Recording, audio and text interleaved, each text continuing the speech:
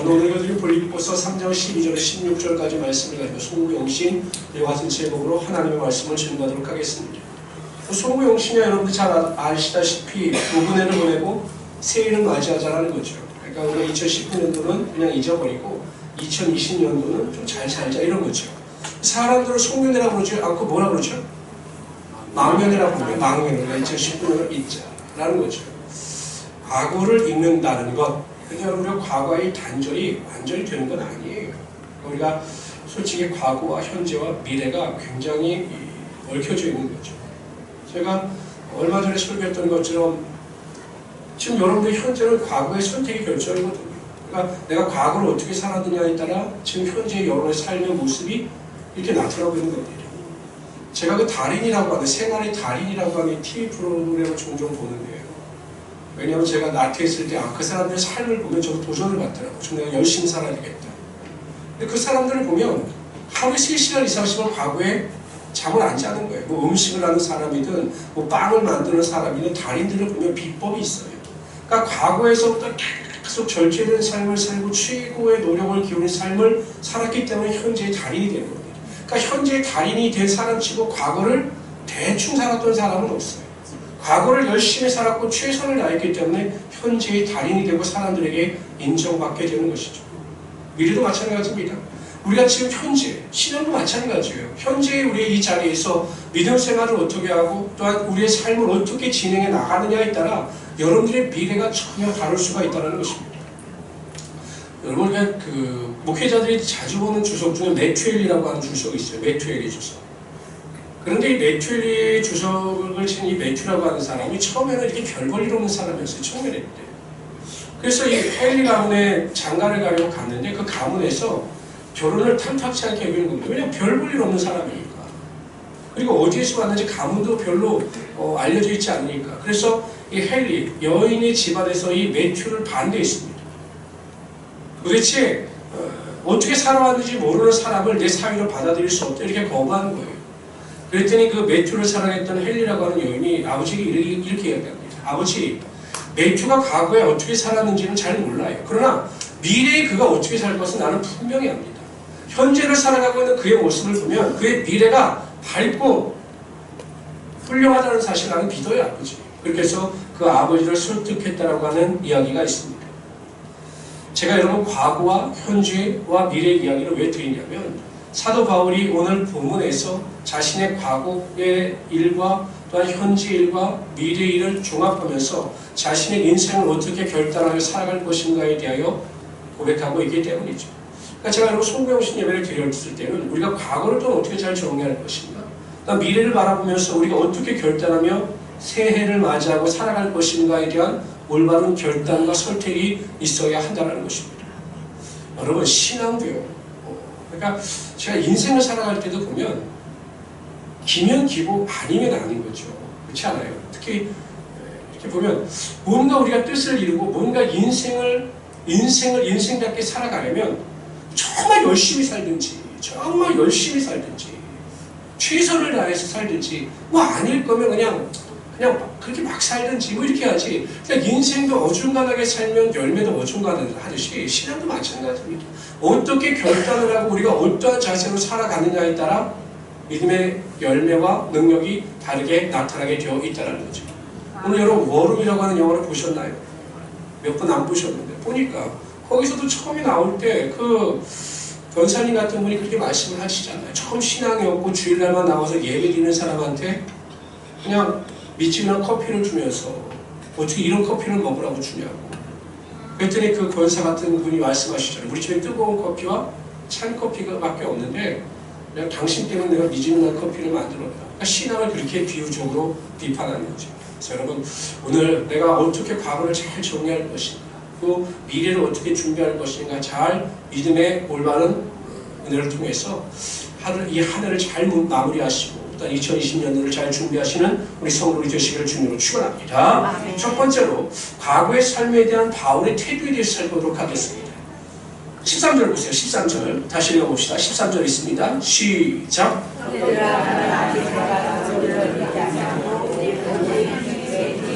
그만이 오직 하니 뒤에 있는 것은 잊어버린다는 거죠. 온고지신이라는 말이 있습니다. 옛 것을 잘 배워서 새 것을 잘 세워나간다라고 하는 의미죠. 그러니까 사도 바울이 이야기할 때 내가 옛 것을 다 잊어버리겠다는 겁니다. 내가 옛 일을 다 잊어버리겠다는 거예요. 근데 사도 바울이 옛 일을 다 잊어버리겠다라고 하는 그 관점은 두 가지 관점입니다. 첫째는 무엇이냐면 좋은 일, 잘한 일을 잊어버리겠다는 것입니다. 여러분 사도 바울이 얼마나 큰 기적과 능력을 행했습니까? 죽은 자를 살리기도 하고 귀신을 쫓아내기도 하고 하나님 안에서 하나님께서 주신 권세와 능력, 사람들에게 부러워할 만한 큰 기적과 표적을 얼마나 많이 행했습니까? 만일 사도 바울이 자신이 행한 기적과 능력을 말하고자 한다면 아마 많은 사람들 앞에서 자신을 자랑할 수 있을 것만큼 충분한 능력을 행했습니다. 여러분 보세요. 인간이 얼마나 나약합니까?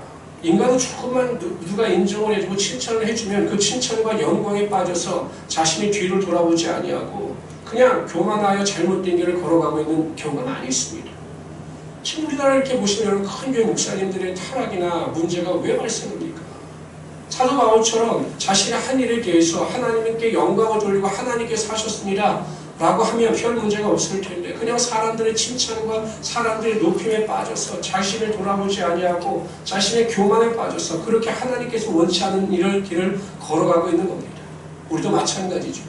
여러분 우리가 2019년도를 뒤돌아보면 여러분도 수고하신 분들 참 많을 거예요. 뭐 찬양팀에서 만나실에서 뭐 곳곳에서 하나님의 영광을 위하여 수고하고 헌신한 분들이 많을 줄 압니다.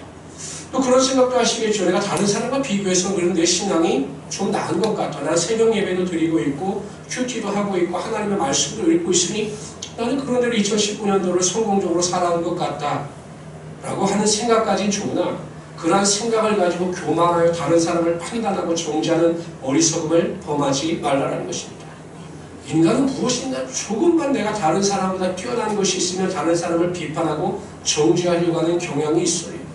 우리 모든 성도님들은 내가 2019년도에 다른 사람들보다 좀 더 뛰어나거나 잘하는 것이 있다 할지라도 그것을 다 잊어버리시고 하나님께서 나를 위하여 칭찬과 영광과 존귀를 얻게 하신다라고 하는 마음을 가지고 겸손히 살아가시는 우리 귀한 성도들 되시기를 주님으로 축원합니다.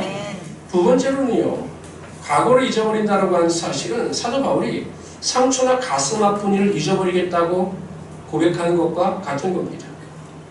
여러분 사도 바울을 보면 제가 이제 사도 바울을 이렇게 보면 사도 바울이 상처를 많이 받는 사람이에요. 상처받을 사도 바울을 그렇게 쫓아다니는 사람이 사도 바울을 욕하고 비판하면서 떠나간 사람들도 있습니다. 얼마나 큰 고통과 좌절과 어려움을 당했는지 몰라요. 사도 바울은 사람들에게 받은 상처나 난 여러 가지 일로 인한 고통을 다 잊어버리겠다는 거예요. 여러분 새 술은 새 부대, 새 포도주는 새 부대에 담아야 한다라고 하는 성경 말씀이 있습니다.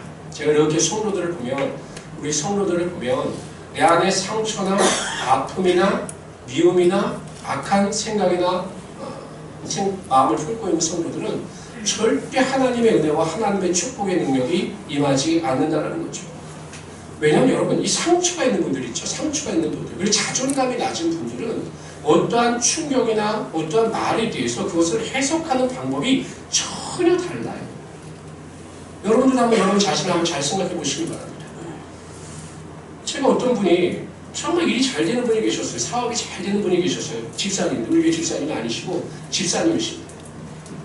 저에게 전화가 왔더라고요. 목사님 이번에 저희 그 사업장에 축복을 받아서 엄청 수익을 많이 냈습니다. 목사님 기도해 주셔서 감사합니다.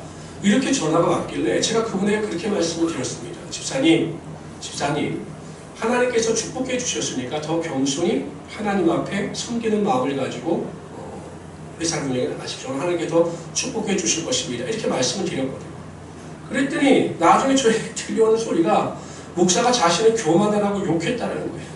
그렇게 말했다.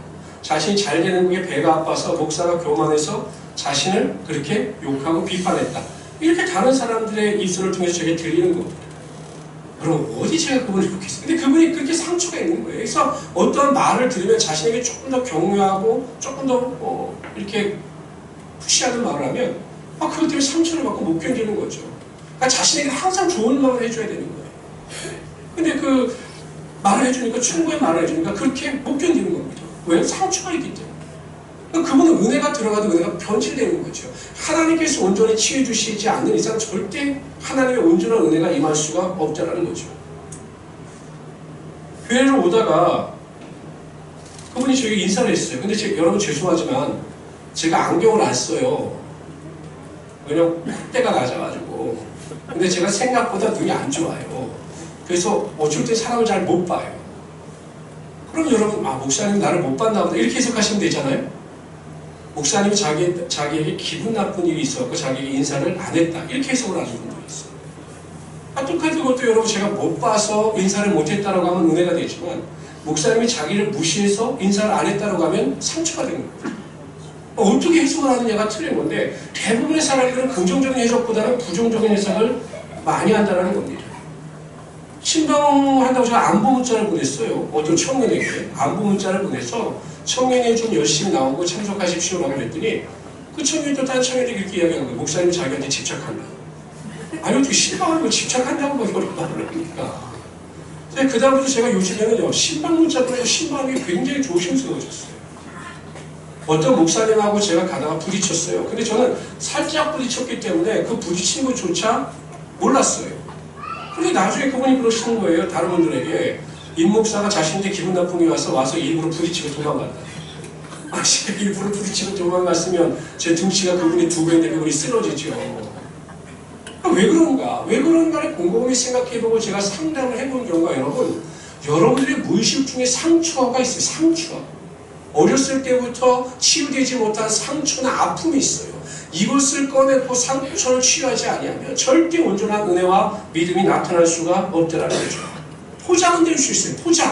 포장. 내가 낮은 자존감, 어렸을 때부터 칭찬을 듣지 못하고 자라난 사람들 같은 경우, 또 여러 가지 어려움이나 고난 앞에서 궁핍한 가운데 위축된 삶을 살았던 자들, 이렇게 보면 또 학교에서 선생님의 말에 상처를 받았던 사람들이 이 상처를 포장해서 싸매고 있는데 이것이 온전히 치유가 되지 아니하면 하나님의 온전한 은혜가 임하지 못하고 매일매일 제자리에 머물고 만다라는 겁니다. 어느 수준까지 가요. 제가 보면 어느 수준까지 갑니다. 그러나 결정적인 순간에 상처가 튀어나와서 그동안 쌓였던 모든 은혜를 다 잊어버리게 된다는 거죠. 저는 이 시대에 있어서 우리가 살아가고 있는 이 시대에서 가장 중요한 목회 사역 중에 하나가 성도들이 가지고 있는 그 내재되어져 있는 상처를 치유받을 수 있도록 낮은 자존감을 치유받을 수 있도록 끊임없이 교회가 기도하고 간구하며 그들을 치료할 수 있어야 된다는 것입니다. 제가 의외로 많이 만납니다. 성도들을 정말 많이 만나요. 왜 그럴까? 이해가 되지 않는 말과 행동을 할 때 왜 그럴까를 생각해보면 결국 그 안에 있는 상처로 인한 낮은 자존감이 있기 때문에 온전한 하나님의 은혜를 맛보지 못한다는 것입니다. 그럼 어떻게 우리가 상처를 취할 수 있는가? 여러분 잘 생각하십시오. 혹시 여러분 이런 분이 상처가 있는 분이에요. 그냥 알 수 없는 분노를 잘 나타내십니다. 그냥 누가 뭐라고 그러면 그냥 빡 화를 내고 자신의 화를 절제하지 못하는 분들이 대부분 상처가 있는 겁니다. 그리고 어떤 말을 하면 그 말을 제대로 듣고 해석하는 것이 아니라 곡해하는 분들, 항상 부정적으로 해석하는 분들이에요. 칭찬하는 것은 좋아하지만 조금만 누가 자기 자신에 대해서 판단하거나 비판하면, 자기 가족에 대해서 비판하거나 판단하면 못 견디는 분들, 이런 분들이 굉장히 자존감도 낮은 것이고 상처가 있는 분들이에요. 참 점검해 보십시오. 그럼 이렇게 어떻게 우리가 상처 치유할 수 있는가? 첫째, 감추려고 하지 말고 드러내십시오. 남자들은 특히 자존심이 세가지고 부인 앞에서 안 드러내려고 해요. 그냥 드러내는 겁니다. 내 상처를 드러내는 거예요. 근데 내 상처가 상처인 것을 모르는 분들이 있어요. 내가 무슨 상처가 있지? 내가 무슨 낮은 자존감이 있지? 모르는 분들이 있어요. 근데 보십시오. 예수님께서 어떻게 상처를 취하시나 보십시오. 예수님께서 사마리아에 있는 수가성에 가셨다가 한 여인을 만납니다. 그 여인이 정오에 물을 길러 왔다가 예수님을 만나요. 예수님께서 그 여인에게 복음을 충고합니다. 영원히 목마르지 않는 물을 마셔야 한다라고 말씀하셔요. 그랬더니 이 여인이 뭐라고 말씀하시냐 하면, 이야기하냐면, 예수님, 그럼 그 물을 내게 마시게 하옵소서. 그래서 내가 더 이상 물을 깃지 않게 하옵소서라고 간구를 합니다. 그랬더니 예수님께서, 여인이 물을 달라고 이야기하는데 예수님께서 뭐라고 선포하시냐면, 그럼 가서 네 남편을 데려오라. 네 남편을 데려와라. 근데 여러분, 이 여인은요, 자기 남편에 대한 사실을 좀 감추고 싶었던 것 같아요. 그랬더니 이 여인이 뭐라고 이야기하냐면 거짓말합니다. 나는 남편이 없습니다. 난 남편 없어요, 예수님. 무슨 말씀하시는 겁니까? 그때 예수님이 정확하게 이야기해요. 그래, 네 말이 맞다. 내가 지금까지 5명의 남자와 결혼을 했고 지금도 딱 남자와 살고 있는데 그들은 내 남편이 아니다. 이렇게 말씀하셔요. 그러니까 네가 진정으로 사랑했던 남편이 아니다. 이렇게 말씀하시는 거죠. 이 여인이 얼마나 깜짝 놀랐겠습니까? 이 여인에게 있어 상처는 남편들이었죠. 남편들. 그 남편들에 대한 상처를 감추고 싶었지만 예수님께서는 그 상처를 드러내신 겁니다. 여러분들이 예배 시간에 기도의 시간에 나와서 하나님께 기도할 때 하나님 앞에서 내 상처를 드러내게 하시고 내 입술로 내 상처를 하나님께 기도할 수 있도록 도와주시옵소서라고 기도하면 하나님께서 내면 속에 있는 상처를 드러내게 하시고 믿음으로 기도하게 하시고 그 상처 가운데 하나님의 은혜가 반드시 임하게 하여 주시는 거죠. 여러분, 저는 가끔은 상담하시는 분들이 결국 하는 게 뭐냐면 상처를 드러내는 거예요. 상처. 여러분 상담 받아보셨습니까? 상담 받으러 가보면요, 대부분 뭘 이야기하냐면 당신 이야기를 하라는 거예요. 당신 이야기. 그럼 당신 이야기를 하면 계속 자기를 드러내는 거죠. 말하다 보면 자신이 가지고 있는 상처를 깨닫게 되고 그 상처를 치유받을 수 있게 되는 겁니다. 여러분, 이 세상에 완전한 사람은 없어요. 분명히 기억하십시오. 내 안에 있는 상처가 치유받지 못하면 온전한 하나님의 은혜가 임할 수 없음을 깨달으시고 항상 믿음 안에서 자신의 상처를 깨끗이 치유받을 수 있도록 최선을 다하시는 우리 성도들이 되시기를 주님으로 축원합니다. 아멘. 꼭 기억하셔야 될 것은 근데 하나님은 반드시 상처를 치유하시고 그 상처 치유를 통해서 하나님의 능력이 나타나게 하여 주신다는 거예요. 아멘. 여러분, 요셉이 얼마나 큰 상처가 있었습니까? 형들이 자기 자신을 배반하고 죽이려고 했어요. 평생 잊을 수 없는 상처입니다. 그래서 그가 그 상처 가운데 휩싸여서 인생을 허비했느냐? 아마 보통 사람들 같으면 매일 칼을 갈았을 겁니다. 형님들 내가 만나기만 하면 가만 안 두겠다라고 칼을 갈았을 겁니다. 요셉은 그렇게 하지 않았어요. 하나님께 기도하고 하나님께 매달려서 자신의 상처를 내어놓고 간구했더니 하나님께서 그 상처를 치유하시고 오히려 그 상처를 통해서 하나님의 역사가 나타나게 하여 주셨던 거죠. 아하, 형들이 나를 배반하고 나를 힘들게 하는 것은 하나님께서 하시는 거구나. 하나님께서 나를 이 땅으로 보내시고 총리로 세우셔서 모든 위기 가운데 나라와 민족을 구하기 위하여서 이 땅으로 보내셨구나 하는 것을 깨닫게 하여 주심으로 상처를 치유하게 하여 주셨던 겁니다. 성도 여러분, 우리가 어떠한 상처 가운데 있든지 그것을 내어놓고 기도하고 하나님의 은혜를 구하면 하나님은 그 상처를 통해서 하나님의 영광이 나타나게 하여 주시고 하나님의 존귀가 여러분 가운데 흘러넘치게 하여 주시는 것입니다. 근데 제가 왜 이렇게 상처에 대한 이야기를 할까요? 왜 이렇게 상처에 대한 이야기를 할까요?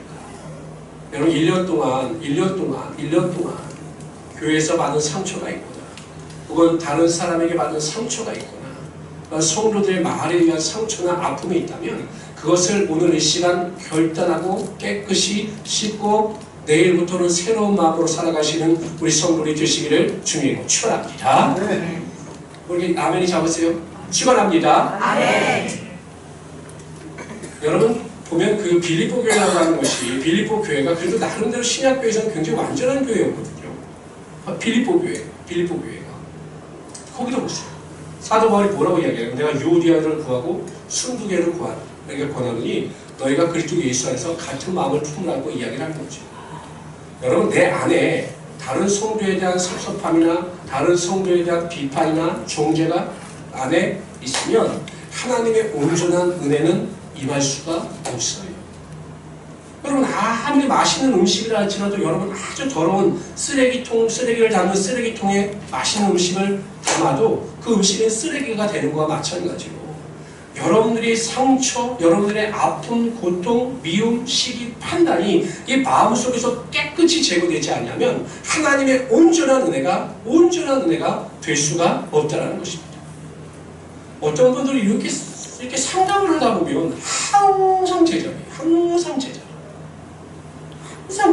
제가 이런 말씀을 드리냐면 좀 나아졌나 싶으면 또 갔다 과거의 이야기를 또 하시고 또 나아졌나 싶으면 옛날의 상처가 또 나와요.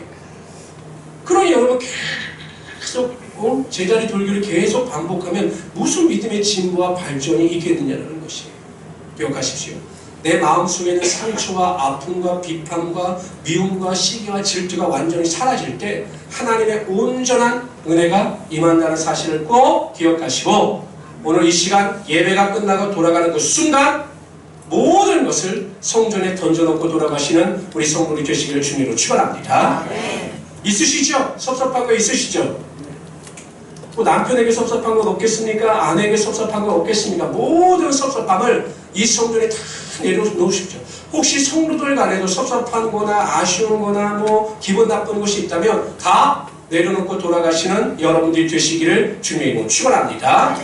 없다고 거짓말하지 마십시오. 저는 다 압니다. 제가 말을 안 하면 다 이렇게 눈빛을 보면 다 알아요. 그러니까 여러분 다 내려놓으시고 정말 우리 모든 성도들은 제가 요즘 매일 기도하는 게 그거예요. 새벽마다 기도하는 기도가 이겁니다. 하나님, 우리 성도들이 같은 마음, 같은 생각, 같은 말을 하게 할 수 있도록 도와주십시오. 서로가 사랑하고 궁일하며 그들을 서로 인내하며 참아낼 수 있는 그런 성도들이 되게 하여 주십시오라고 기도합니다.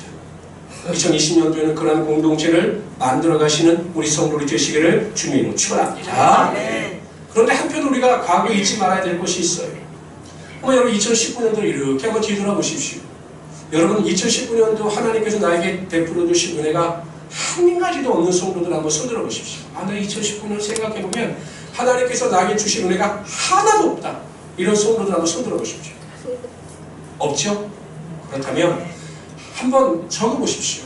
내가 오늘 하나님께 우리가 이따 기도할 테니까 정말 하나님께서 나에게 베풀어 주신 은혜가 무엇인가에 대하여 적어보시고 2019년을 마무리하면서 하나님 앞에 그 은혜 가운데 감사하고 하나님 앞에 믿음의 선포를 통해서 영광을 돌리며 살아갈 수 있는 우리 성도들이 되시기를 주님으로 축원합니다.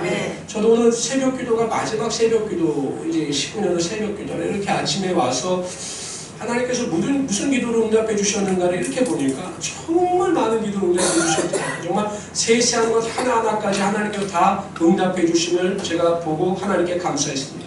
항상 마무리하면서 하나님께서 베풀어 주신 은혜가 있다면 그 은혜 감사함으로 2019년도를 마무리하시는 우리 성도들 되시기를 주님으로 축원합니다. 두 번째로 현재의 삶에 대한 바울의 태도에 대해서 살펴보도록 하죠. 다시 한번 우리 성경을 읽어보도록 하죠. 13절부터 14절부터 읽읍시다. 시작. 편대를 향하여 그리스도 예수 안에서 하나님이 위해서 부르신 부름의 상을 위하여 달려가노라. 14절까지입니다. 편대를 향해서 살아간다는 거예요. 편대. 첫 번째, 현재의 삶인데 내가 편대를 바라보면서 살아간다는 겁니다. 편대가 무엇일까요? 편대를 바라보는데 이 편대가 무엇일까요? 네? 십자가. 또요. 정말 다양하게 말씀해 보시죠. 뭘까요? 천국. 또요. 뭘까요? 정답이 다 나와요. 이 천국이에요. 천국. 편대. 그러니까 사도 바울의 삶의 방향성은 오직 천국이었어요. 그러니까 현재를 살아가고 있지만 그는 천국을 바라보면서 살아갔기 때문에 어떠한 상황 가운데서도 그 방향성을 잃지 않고 그 소망 가운데 살아갈 수 있었던 거죠. 제가 얼마 전에 보니까 요즘에 SNS에서 굉장히 떠들썩한데 백종원 씨의 골목식당에 나오는 포방전 돈가스 집이 있어요. 아십니까? 네. 가보셨습니까? 네. 여기 하경이 우리 두 번 갔었죠. 그 돈가스를 먹으려면 전날 11시에 가야 돼요. 우리 하경이는 2번씩이나 갔어요. 근데 저한테는 한 번도 안 사다 줬어요. 근데 그 집이 정말 맛있다고 그래요. 맛있어요, 진짜? 그래요. 하경영제가 맛있다고 진짜 맛있는 겁니다. 근데 이제 그 집이 워낙 장사가 제일 잘 돼서 여러 가지 문제가 있어서 이제 그 돈가스 집이 제주도로 이사를 했어요. 근데 이거 이사를 하는 마지막 과정을 이렇게 하는 거를 몇 번 나와서 제가 이렇게 무심코 봤어요. 근데 그 돈가스 집 사장이 그렇게 돈가스가 맛있고 잘 팔리면 돈을 벌어야 되잖아요. 그렇죠? 근데 이사할 때 보니까 이삿짐이 이렇게 트렁크 하나예요. 그리고 전 재산이 3천만 원이에요. 그러니까 MC들도 이해가 되지 않았던 거죠. 아니 그렇게 돈가스 집이 잘 되고 막 사람들이 줄을 서서 먹는데 어떻게 돈을 못 벌었냐.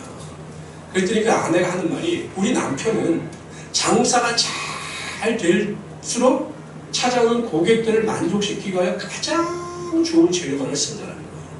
가장 좋은 재료를 써서 가장 좋은 음식을 제공함으로 고객들을 행복하게 하는 것이 내 장사의 목적이라는 거죠. 제가 그 말에 굉장히 감동을 받았습니다. 그러니까 방향성이 결정되어진 거예요. 이 사람에게 있어서 돈이 목적이 아닌 거죠. 여러분 골목 식당에도 이렇게 보면 금세 기술을 배워서 돈 벌려고 하다가 망하는 집들이 많은데 이 사람은 그냥 본질이 무엇인가는 아닌 거예요. 음식을 만드는 그 사람은 좋은 재료를 가지고 고객들을 기쁘게 하면 나는 그것으로 행복하다. 이것이 장사꾼의 마인드가 아닌 음식을 만드는 요리사의 마인드였기 때문에 사람들이 그렇게 물밀듯이 찾아오는 것 아니겠습니까? 그래서 저는 정말로 그 사람이 잘 있다고 생각하는 것이 예수만 믿으면 참 좋을 텐데 제주도에 가서 여러분 하는데 사람들이 그 진심을 알아보고 찾아오는 거예요. 제가 왜 이런 말씀을 드리냐면 여러분 우리가 인생을 살아가는데 방향성만 바르면 속도와는 상관없이 정말 우리가 본질에 대하여 올바른 방향성을 가지고 살아나가게 되면 결코 우리가 믿음 안에서 이탈하는 삶을 살아가지 않게 된다는 거죠. 여러분 이 방향성과 본질이 잘못됐기 때문에 여러분 우리가 믿음 안에서 시험에 빠지는 경우가 굉장히 많아요. 저는 저는 이런 말을 하지는 좀 이해가 안 되는 게 너무나 많다니까. 그렇잖아요 여러분. 정말 우리가 예수 믿는 것이 본질이고 하나님의 말씀대로 살아가는 것이 올바른 방향성이라면 그 방향성을 쫓아 믿음을 바르게 살아가야 되는 것 아니겠어요? 여러분 보십시오. 우리가 때로는 예배를 또 경홀히 여기죠. 말씀도 경홀히 여기죠.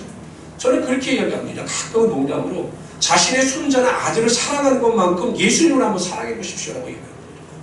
생각해 보세요. 내가 내 자녀, 내 손자를 사랑하는 것만큼 예수님을 사랑하고 있는지, 내가 회사 일에 열심히 하는 것만큼 주님의 일에 열심히 하고 있는지, 본질이 하나님의 영광이고 천국을 향해서 살아나가는 것이라면 우리의 삶의 태도도 분명해야 되지 않겠어요?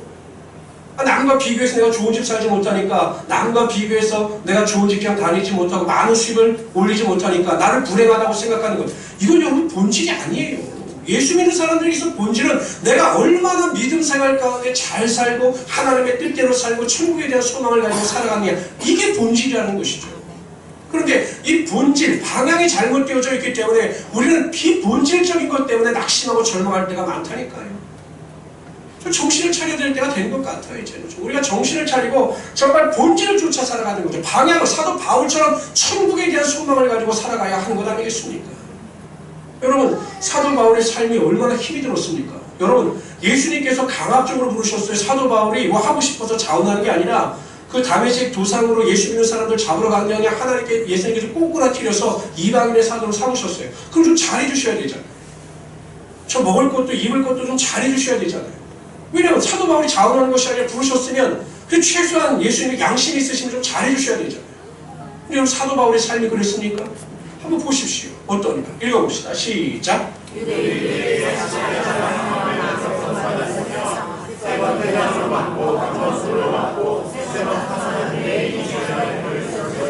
여러분들 이랬으면 어떨 것 같아요? 예수를 믿는데 태장으로 맞고 돌로 맞고 이러면 어떨 것 같습니까? 보십시오. 시작.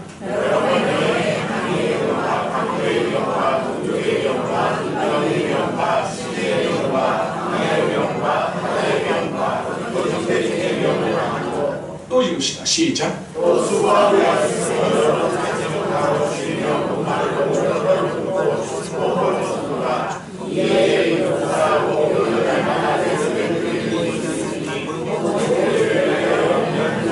사도 바울의 삶이 이랬어요. 근데 여러분 사도 바울이 이렇게 고난의 삶을 살고 사명을 감당한 일에 핍박을 받았다고 해서 자신을 불행하다고 생각했느냐? 아니에요. 왜냐하면 사도 바울은 방향성이 분명했어요. 나는 천국 백성이고 천국의 소망을 두고 살아가는 자다라고 하는 이 방향성이 분명했기 때문에 이 땅에 대한 소망이 없었다니까요. 11절에서 내가 정말 40에 하나 감한매를 5번이나 맞고 강의 위협과 강동의 위협과 온갖 어려움을 당했다라고 이야기를 합니다. 그럼 12장에서 그래서 내가 너무 힘들어서 몇 번씩이나 하나님 앞에 원망하고 불평했다 이렇게 말해야 맞는데 고린도서 12장에 가면 사도 바울은 갑자기 자신이 천국에 대한 경험한 것을 고백합니다. 물론 자기 자신이라고 밝히지 않아요. 내가 부득불 이야기하는데 나는 아니다 이렇게 이야기해요. 사도 바울이에요. 사도 바울이 천국을 보고 온 겁니다. 루스드라에서 복음을 전하다 돌에 맞아서 사람들이 죽은 줄 알고 손밖에 버렸습니다. 아마 그때 천국을 경험하고 오는 것이 아닌가 사람들은 추측을 하는데 천국을 보고 오니까 그렇지 않아 내가 표대를 향해서 살았는데 천국을 보고 오니까 이 세상의 모든 것이 헛되고 헛된 것으로 보이기 시작한 거죠. 이 세상의 모든 부귀와 명예도 다 헛된 것으로 보이기 때문에 오직 천국을 바라보면서 소망 가운데 살아갈 수 있었던 것입니다. 성도 여러분, 정말 우리가 이 세상을 살아갈 때 천국에 대한 온전한 믿음과 소망을 가지고 살아가실 수 있는 우리 성도들이 되시기를 주님으로 축원합니다. 제가 요한계시록이나 다니엘을 강의할 때 꼭 그런 말씀을 드려요. 우리나라 같은 경우 뭐 신천지나 이런 이단들이 왜 요한계시록을 강의하다가 이단으로 빠지냐면 때와 시기 또 구세주가 누군가를 해석하다가 이단으로 빠져요. 요한계시록이나 다니엘의 핵심은 때와 시기의 문제가 아니에요. 다니엘이나 요한계시록이나 모든 성경의 묵시가 강조하는 것은 이 세상은 반드시 멸망한다는 거예요. 그러나 하나님의 나라가 영원히 존재하기 때문에 너희는 구원을 받아 다 하나님 나라에 들어가야 한다. 이것이 요한계시록이 강조하는 핵심이거든요. 여러분, 천국과 지옥은 확실히 존재합니다. 우리는 천국 백성으로 구원을 받아 하나님 나라에 소망을 두며 살아가야 합니다. 물론 우리가 이 세상을 살아갈 때 많이 필요하겠죠. 입을 것, 먹는 것, 마실 것 다 필요하죠. 그러나 이것이 본질이 아니라 우리가 가야 할 천국을 기대하면서 그 천국 가운데 소망을 두고 넉넉히 이기며 살아갈 수 있는 우리 성도들이 되시기를 주님으로 축원합니다. 이 세상은 영원하지 않아요. 여러분, 군대 갔다 온 사람들은 그런 말을 많이 합니다. 국방부 시계는 거꾸로 매달아도 간다는 말이에요. 아무리 힘들고 어려워도 가는 거예요. 시간. 마찬가지예요. 이 세상에서 아무리 고통과 고난을 당한다 할지라도 결국 우리는 하나님 나라에 들어가는 자들입니다. 그렇기 때문에 우리가 이 세상을 살아갈 때 천국 소망이 주는 기쁨이 여러분 삶 가운데 있어야 하는 것이에요. 여러분 구원을 받았습니다. 하나님의 자녀가 되었습니다. 천국 백성이 되었습니다. 그런데 천국에 대한 소망도 없고 기대도 없다? 난 천국에 대한 소망이 없고 천국을 생각할 때마다 마음에 기쁨이 없다? 그거를 다시 한번 생각해 봐야 합니다. 어떤 분에게 설교를 갖다가 이렇게 했더니 천국에 대한 설교를 했더니 그 연세 드신 분이 저에게 그러더라고요. 아유 목사님 그래도 개똥같이라도 그래도 이 땅에서 굴러나가는 게 더 낫죠. 빨리 갑니까? 이렇게 얘기를 하시더라고요. 그럼 믿음 없는 소리죠. 여러분 천국은 반드시 있다는 사실을 깨달으시고 천국의 소망을 가지고 승리하며 살아가시는 우리 귀한 성도들 되시기를 주님으로 축원합니다. 두 번째, 사도 바울은 현지에 어떻게 살았느냐? 부름의 상을 쫓아 살았다라는 것이에요. 부름의 상. 다시 한번 읽어봅시다. 있습니다. 4장 14절 시작.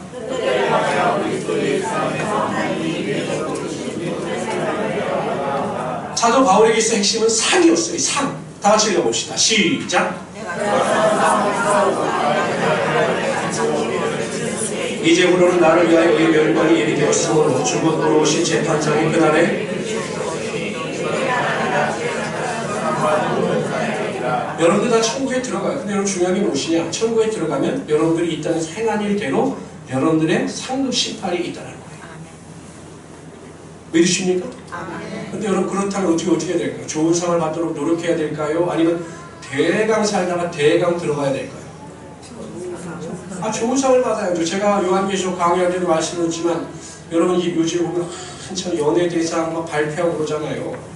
연예대상 딱 발표했을 때 뭐 연예대상 누구 그럼 동료들이 어떻게 합니까? 옷을 하나로 남겨주죠. 그래서 막 옷을 막 어떻게 주최할지 몰라서 막 이렇게 들고 나오는 사람이 있어요. 근데 연예대상을 받았는데 동료들이 꽃 한 송이 달랑 들어다 주면 이게 얼마나 부끄럽겠어요. 이렇게 하나 들고 나와요. 천국 가서 그런 부끄러움을 당하지 않도록 이 땅에서 최선을 다하여 달란트와 상금을 쌓을 수 있는 우리 성도들이 되시기를 주님으로 축원합니다. 제가 부평에서 전도사 때 1학년서부터 6학년 아이들을 가르쳤어요. 그러니까 설교하기가 얼마나 어렵겠어요. 1학년 애들을. 6학년 말로 하면 이해를 못한다고 그러고 1학년 말로 설교를 하면 6학년 애들은 유치하다고 그러고 제가 설교하기가 너무 힘들었어요. 율동하는 것도 얼마나 힘들겠어요. 제가 남자 전도사가 나는 구원의 문이야 막 이래가지고 율동하는 게 얼마나 힘들었겠어요. 제가 아이들 하나 생각했어요. 아이들에게 상을 줘야 되겠다. 예배 때. 그래서 아이들에게 제 상을 보여줬습니다. 한 달에 한 번씩. 우리 친구들 뭐가 보여요? 전도사님 과자예요. 그래요. 전도사님이 오늘 예를 잘 드리고 전도사님이 물어볼 때마다 대답 잘하는 친구에게 이 상을 줄 거예요. 알았죠? 애들이 네! 막 소리 질러요. 우리 친구들 한번 아멘 해봅시다. 우리 아멘 잘하는 친구에게 상이 갑니다. 그럼 아이들이 막 목젖이 보여요. 목젖이. 얼마나 아멘을 크게 하는지 막 상을 받으려고 그냥 목숨을 걸어요. 제가 그걸 보면서 느꼈던 게, 야, 우리가 하나님 나라의 상을 그렇게 기대해야 되지 않겠어요? 내가 정말 이 땅을 살아가되 하나님의 영광을 위하여 살고 하나님의 나라의 상급을 위하여 살아가는 자가 되어야 되겠다라는 믿음의 결단이 있어야 되지 않겠느냐라는 것이에요. 저는 가끔 정말 믿음이 좋다라고 하는 분들에게 의외의 말을 듣고 실망을 금할 때가 굉장히 많아요. 정말 믿음이 좋다는 이 사람은 인정했다 했는데 갑자기 저에게 그런 부탁을 하는 거예요. 목사님, 제가 이제 진급을 했는데 정말 세상에 유혹이 다가오고 세상에 어려움이 다가옵니다. 그럼 제가 적당히 접대도 해야 되고 술을 마실 일이 있는데 제가 그걸 이길 자신이 없습니다. 목사님 기도해 주십시오. 근데 그 말투에는요, 내가 할 수밖에 없다 이런 말투예요. 그럼 제가 무슨 생각이 들겠습니까? 성공을 위해서, 자신의 안위를 위해서 결국 타협을 해야 되는다 이런 말로밖에 안 들려요. 그럼 여러분 그 자리에 올라가지 않는 것이 오히려 축복일 수 있지 않겠습니까? 내가 감당할 수 없다면, 내가 믿음으로 이길 수 없다면, 그래서 내가 하나님의 영광을 드러내지 못하고 하나님 나라의 상급을 쌓을 수 없다면 과연 굳이 그 길을 가야 할 필요가 있겠느냐라는 거예요. 아니 목사님이니까 그런 말을 하실 수 있는 것 아니겠습니까? 물론 목사이기 때문에 그런 말을 하죠. 목사이기 때문에 그런 말을 해야 하는 겁니다. 우리가 2020년도에는 여러분 우리 적당히 믿지 맙시다. 적당히 믿으려고 하지 마세요. 그냥 세상과 더불어 살면서 주일날 하루 교회 나와서 예배 드리는 것 이거 하나만으로 내가 할 본분을 다 하고 있다 이렇게 착각하지 말라는 것입니다. 이제 마지막이 가까웠기 때문에 정말 정신을 차리고 우리가 믿음 안에서 온전히 살 수 있어야 하는 것입니다.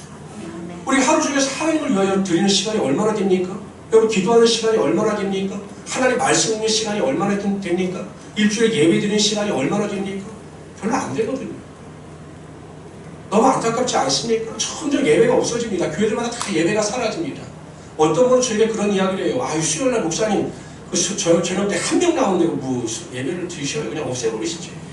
아니거든요. 저는 한 명이 예배를 삼아하는 자가 있어서 나온다면 절대 저는 예배를 없애지 않아요. 하나님께서 그 한 영혼을 얼마나 기뻐 받으시겠어요?